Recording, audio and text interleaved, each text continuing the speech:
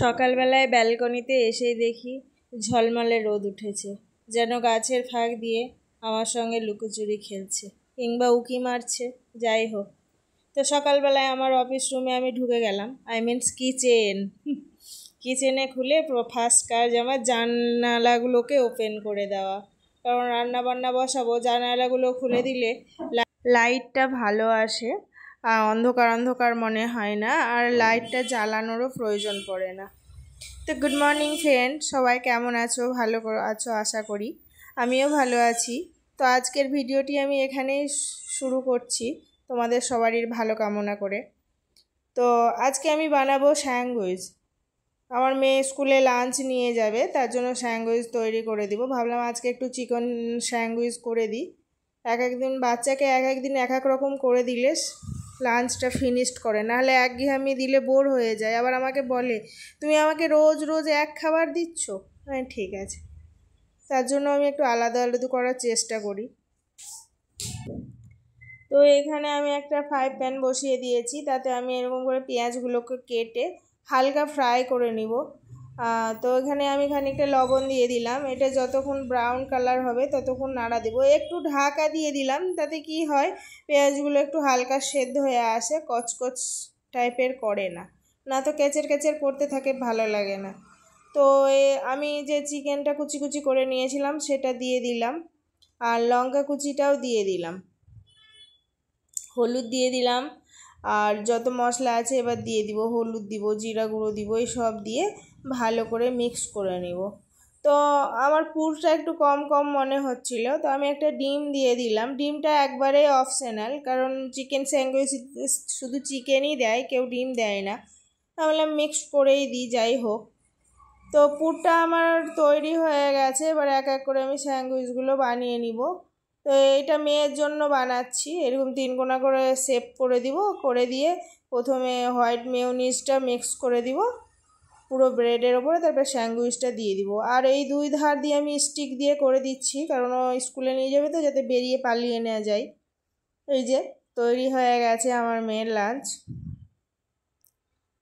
আর এখানে যে 10টার সময় খাওয়া হবে, 2 টাইম তো খাওয়া হয় ওদের স্কুলে, তো 10টার সময় যেটা খাবে তার জন্য আমি দিয়ে দিচ্ছি কিছু বিস্কুট আর ফল টল, এইগুলো দিয়ে দিই হালকা ফুলকা। আর কি, যেদিন যে ফল থাকে সেদিন সেই ফলটাই দিই আর কি।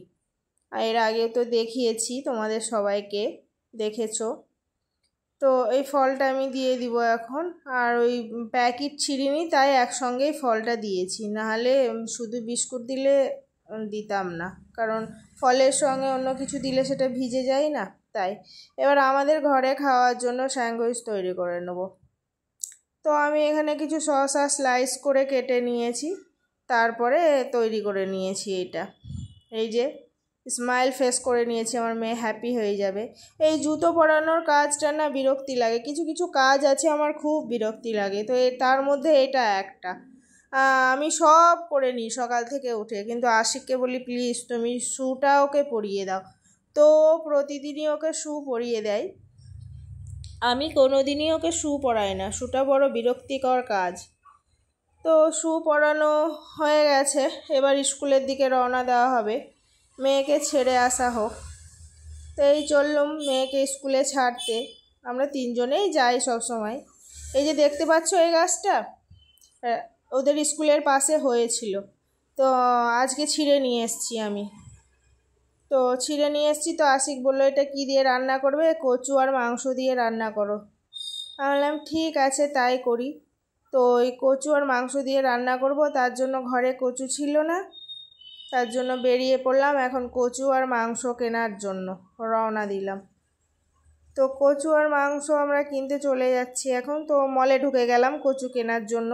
দেখতে পাচ্ছ দীপাবলি আসছে সামনে, দ্বীপগুলো কি সুন্দর না, এক একটা এক এক শেপে আছে, এত সুন্দর লাগছে কালারগুলো। এত দেখো, এইটা রোজ, খুব সুন্দর লাগছিল।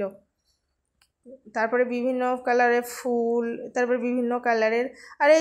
আর এই যে আমি পুঁই গাছের গোড়াটা রেখেছিলাম যে নিচে লাগিয়ে দিব যদি হয়ে যায়। এখানে না সব সরু সরু ডাঁঠার পুঁই শাক হয়, মোটা ডাঁঠার একটাও পুঁই শাক হয় না, তাই আমি ভাবলাম এটাই লাগিয়ে দিই। তো আমি বাড়ি ফিরে চলে এসেছি। আমি আমার রুমে চলে আসবো। তার আগে এই জায়গাটা দেখছি খুব নোংরা হয়ে আছে, আমি বলে একটু ঝাড় দিয়ে দিই, দেখতে খুব খারাপ লাগছে। এটা অবশ্য আমার এরিয়া নাই, এদিকটা তবু ঝাড় দিয়ে দিলাম। যাই হোক, সিঁড়ি বেয়ে উঠে যায় তো, এখানে না সিঁড়ি ঝাড় দেওয়া মুছার কোনো কাজের লোক নেই, এখানে এই সিস্টেমটা নেই। তো বাড়ি চলে এসেছি, রান্নাবান্নার জন্য প্রস্তুতি নিচ্ছি। আজকে রান্নার ভিডিওটা অবশ্য শেয়ার করিনি আমি। তো এক এক করে কচুগুলো কেটে নিব আমি, আর কচুগুলো কাটা হয়ে গেলে শাকটাকেও আমি কেটে নিব। তো তোমরা আমার ভিডিও দেখছো কিন্তু কেউ সাবস্ক্রাইব করছো না আর কমেন্টও করছো না, হয়তো আমার ভিডিওগুলি তোমাদের পছন্দ হচ্ছে না। তো আমার কোন জায়গায় ভুল হচ্ছে প্লিজ আমাকে বলবে, দিলে আমি নেক্সট টাইম ঠিক করতে পারবো ব্যাপারটাকে। তোমরা আমাকে জানালে আমি তোমাদের মনের মতো করে তৈরি করার চেষ্টা করব। তো এই দেখছো আমার রান্নাটা কমপ্লিট হয়ে গেছে, এখন খাওয়া দাওয়া করতে বসে গেছি। খাইয়ে দিয়ে মেয়েকে চলে যাব স্কুলে আনতে। তো প্লিজ একটি লাইক কমেন্ট শেয়ার করে দিবে। তোমাদের একটি লাইক আমার ভিডিওটা অন্য কারো কাছে পৌঁছে দিতে সাহায্য করবে। আর তোমাদের ছাড়া আমি একটু এগিয়ে যেতে পারবো না, তোমাদেরকে আগেও বলেছি এখনও বলছি। তো এটাই আমার একটা রিকোয়েস্ট থাকবে তোমাদের কাছে, যে আমার ভিডিওটিকে একটি সাবস্ক্রাইব করে দিয়ে যাবে। তো আজকের ভিডিওটি এই অবধি। সবাই ভালো থাকবে, সুস্থ